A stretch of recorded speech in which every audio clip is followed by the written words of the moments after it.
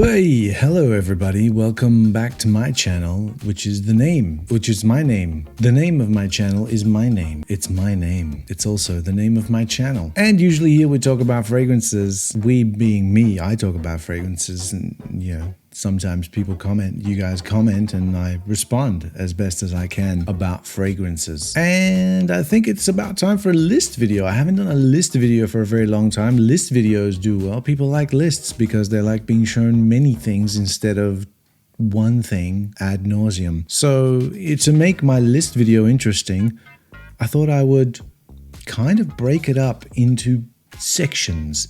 So the first, I've got 9 fragrances that I'm going to go through in this list. 4 of them, the first 4 of them are going to be really hard to find discontinued fragrances. That's number 1. Then I've got 1 fragrance that is a designer cheapie, just to break up that boring set of discontinued hard to find fragrances. And the last 4 fragrances are going to be, I guess, niche and very, very expensive. So let's begin. So the first fragrance that I picked up, sight unseen, or I guess sight unseen, smell unsmelled, nostrils unsmelled, is a Creed. I bought a Creed, and I bought a vintage Creed, as a matter of fact, and I bought this. It's called Royal Delight by Creed. It's from like 1993. It doesn't have a batch code. This is like apparently before they did batch codes even. The box has seen better days. Look at it. It's like a little bit it's like a shit splattered all over it. Not like actual shit, but you know what I mean. We all speak English here. It's got the thing, the pear and fills is in there, and you open him up, and it's only a 30 ml bottle of this, 30 ml flacon, I should say. These did come in This did come in a bigger bottle. I don't know if it was 120, but they did come in a bigger bottle. But this little one looks like this. It's cute. It's cute. And I've worn it a couple of times. Let me tell you something. From 1993, this is a beast mode fragrance. It just doesn't quit. And I thought that I wouldn't like it because it's got that sort of really sickly sort of animalic sort of thing going on.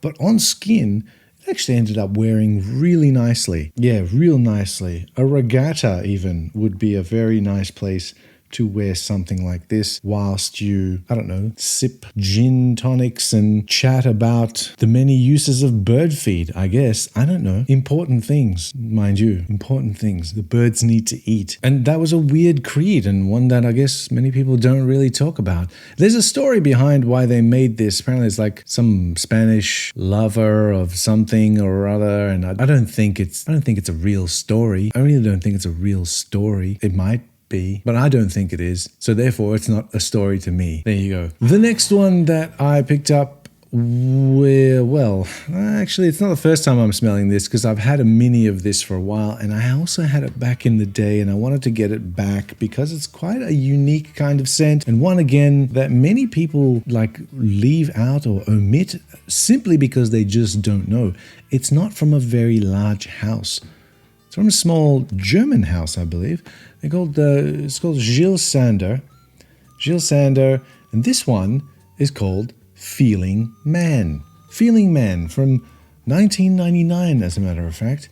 1990. We're in a 90s theme right here. Okay, let me unbox like that. 50 ml bottle of Feeling Man. This is the bottle itself and the juice color. As you can see, it's kind of like a greenish sort of hue. What's this all about?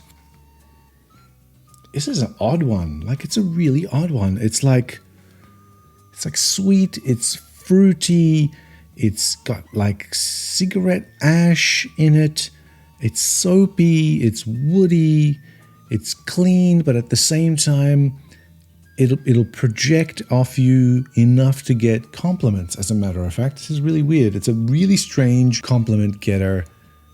I don't understand how. Longevity is not super great, but I think it's the sweetness that sort of just jumps off your skin, and when people smell it with that fruitiness and stuff, ain't girls like that kind of thing. So they're going to like this. And 1999, I'd say that this was slightly ahead of its time in 1999, because this shouldn't have been popular until, say, mid-2000s. And it really feels like it's a mid-2000s scent in spirit, but it just got there a little bit too quickly.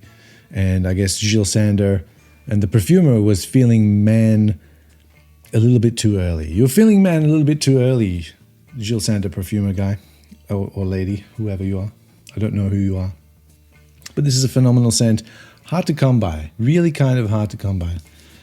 Look at this. I just noticed this. The bottom of the bottle.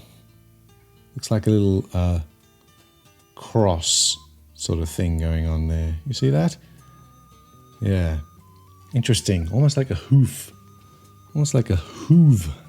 A cloven hoof. And representative of a man? I don't know. Whatever. That's the second one. Again, discontinued, hard to find.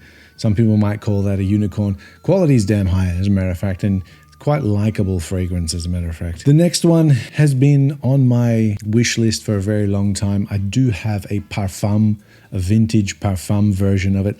This fragrance is a Chanel. It came out in 1921? I can't remember exactly, but it was in the 20s at some point.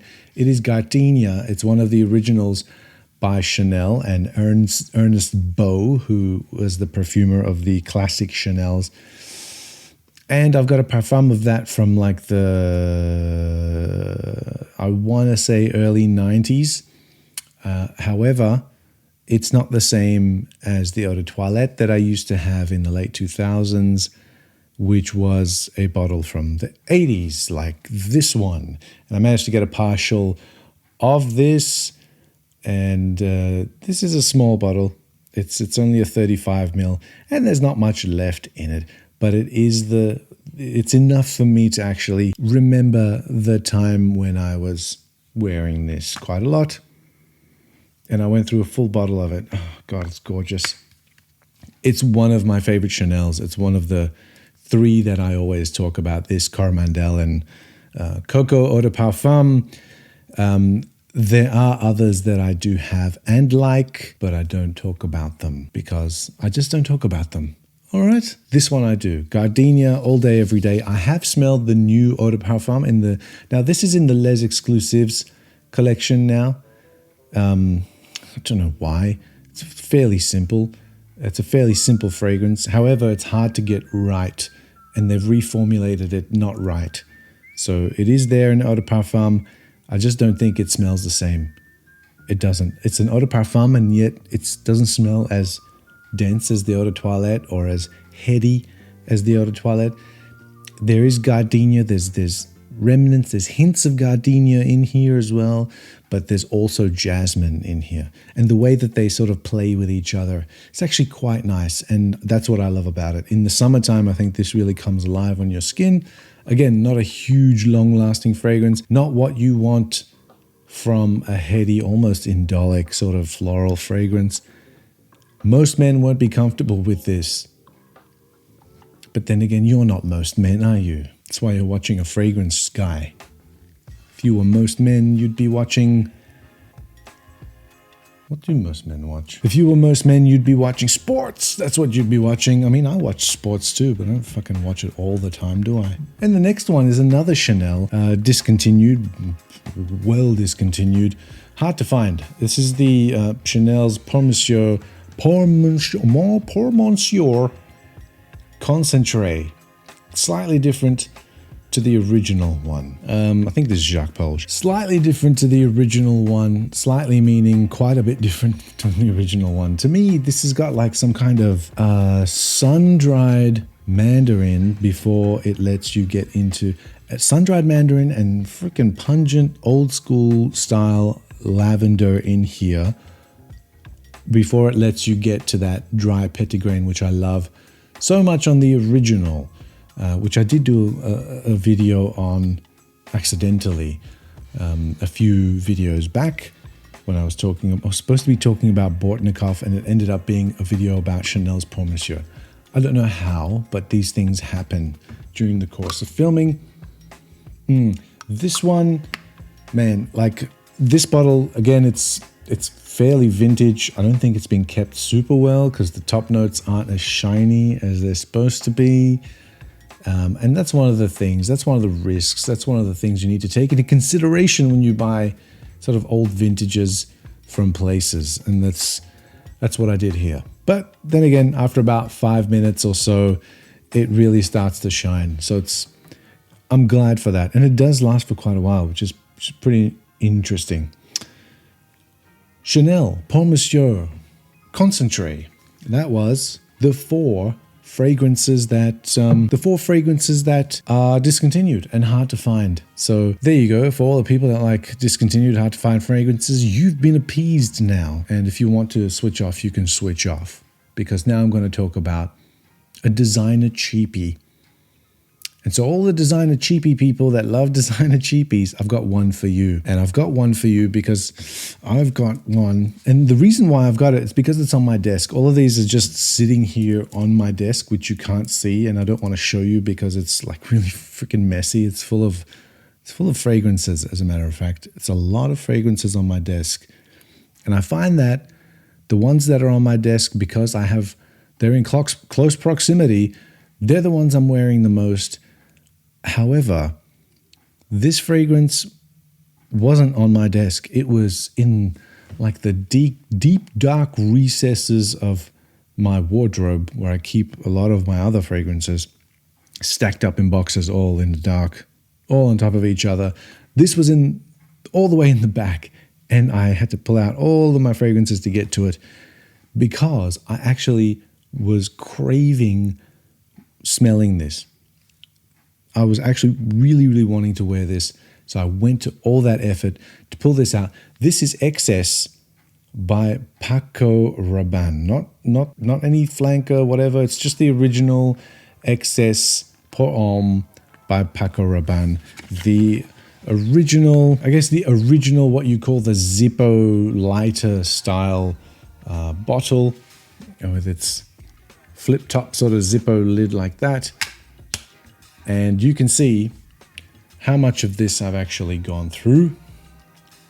It's quite a lot, actually. It's quite a lot. Got a great atomizer, by the way. But what's even better than this is that it smells phenomenal. For something that I picked up for like near 20 bucks for a 100ml bottle, this thing smells so good. Very uplifting on a crisp yet sunny winter's day. I've been wearing the shit out of this in the past few weeks. XS by Paco Rabanne. And I think now it comes in like the smaller, shorter kind of bottle. I'm under the impression that it has been reformulated. And if it has, then, well, them's the breaks. But then you can find this so easily because it was so readily available for such a long time on the grey market for pretty cheap. And people don't know what they've got most of the time. So yeah, Paco Rabanne XS, highly recommend if you're a cheapie lover, which also means that I might actually really, really like Himalaya by Creed if I was to get myself a bottle of that, which I might get a bottle of that. Why not? All right, that concludes the cheapie designer fragrance portion of this video, and we've gone through 5 fragrances. We've gone over the hump, and we've got 4 more. And now we're getting into the more niche, expensive stuff. Let me clear my throat. Okay, let me clear my throat. All right, let me talk about China White. China White by Nasomatto. Great fragrance. This was a blind buy. You got the funky little bottles. I love the Nasomatto bottles. They're so cute and arty at the same time with all their differing caps. Maybe not Sado Naso, which has got like the penis cap. I don't know if I can actually even put a picture of it, but if you look up Nasomatto's Sado Naso, that is a unique looking bottle to have in your collection. It could be misinterpreted as a toy of some sort. Interesting house. Anyway, China White, this is the bottle itself. I have worn it a few times already. China White is, what is this? This is what you call a certain type of white powder that you sniff into your nostril and have a good time, apparently. I wouldn't know anything about that at all. No, I spend all my money on fragrances, so of course I don't have any money left over to do that stuff. This is my China White. And as cliche as it's going to sound, this stuff's pretty addictive. Like once you spray it on, not only because it's an X-ray, it lasts for quite a while as well. And not only do you like smell great, you just like, you find yourself going, and smelling it like that. Not that I make those noises when I'm doing that. I do that silently. Like this. Like that. Just like that. True story. But again, fantastic fragrance, great floral, really kind of weird. I should say that. Shouldn't be a blind buy for most people, but it is for me because I'm just special like that. Anyway, moving right along from something that was a blind buy to something that was not a blind buy. And the one I'm talking about is an Amouage, and it is Amouage. It's Memoir, but it's not Memoir Man. It's Memoir Woman. Memoir Woman. Why? Because I've smelled Memoir Man and I didn't like it, but I smelled Memoir Woman and I fell in freaking love. It's a fantastic scent. I thought I must have it, and therefore I picked it up. Lord Almighty, I can't get enough of this stuff. It's so good. Yes, it does remind me of old Dior Poison, which is, again, a legendary fragrance. So why the hell not? If you like that, you will love this. This has probably a few more things going on in it than that does. But for men, this is a fantastic scent. Jesus. Not for Jesus. I don't know if he wore perfumes. But this, if you're a dude, would kill it. I don't know why like this doesn't get touted as like the clubbing scent, because it certainly seems like this could be a club banger, this one right here. Pretty expensive, yes, I know, compared to that XS by Paco Rabanne, which was quite cheap. But then again, everything is relative, because I've got stuff that makes this thing look cheap, and that might be coming up soon. And when I say might be, I mean, yes, it is coming up soon, because I bought that one too, and I did. I picked it up. I went to my friend Kevin's shop here in Melbourne called Oligarch. Give them a look if you're a local or if you're in Australia, because they do ship Australia-wide, and they have I'm not being sponsored, so I'm not going to spend too much time on this. But there's a shop, and I went there and I sniffed to my heart's content and rarely buy anything. No, I do buy stuff from them, but not as much as the stuff that I get to smell and experience. And that's just because Kevin's such a lovely dude. He just lets you just smell whatever you like until your nose is just basically worn out. And one of the things that I did have on a tester strip that I brought home with me was a scent by Boadicea the Victorious, and they're known for being quite pricey, and I'm known for not liking rose fragrances. However, this one absolutely blew my mind. It's a ridiculously good scent, and it stayed on that tester strip for like 3, 4, 5 days, and even into like the third day, I had it on my laptop, and it was just projecting. I'd get wafts of it throughout the day, just sitting on my desk on my laptop as my laptop was sort of heat up a little bit from being used. And I thought, I must have this. It could potentially be my birthday present to myself this year, but I couldn't wait that long, so I picked it up a couple of months ago. And it's been sitting on my desk waiting for me to talk about it. And so I'm talking about it right now, doing it justice. This is the box itself, Boadicea the Victorious, and the fragrance sits inside the box like this. Oh yeah, I should tell you the name of the fragrance is Dasman, not the Kramer kind of Dasman. It's not like a You know, this is the scent for proctologists around the world. No, it's Dasman. Beautiful scent. Here we go. It's focused. Well, is it going to focus? Is it too bright? There you go. Dasman. And on the other side, you've got a ship with sails. And on the cap itself, you've got that as well. And rose, oud, and some other stuff. But it's just different. I just love it. It's just fantastic. Like executed well, blended perfectly, really high oil concentration. So it lasts for quite a long time as well. And I love it. So that's why I picked it up. And that is one fragrance that makes that Amouage look cheap. But then I picked up a fragrance that probably makes that Boadicea look cheap. Wow. Let's move on to the last fragrance in this list. It's probably something that I didn't really have on my radar because I was saving up to get something else. But then this popped up and I thought, I shouldn't go past this. I shouldn't. And so I didn't. And so I picked this up as well. This is, go on. This is Roja Dove Haute Parfumerie 15, or also known as RDHP 15 by Roja Dove.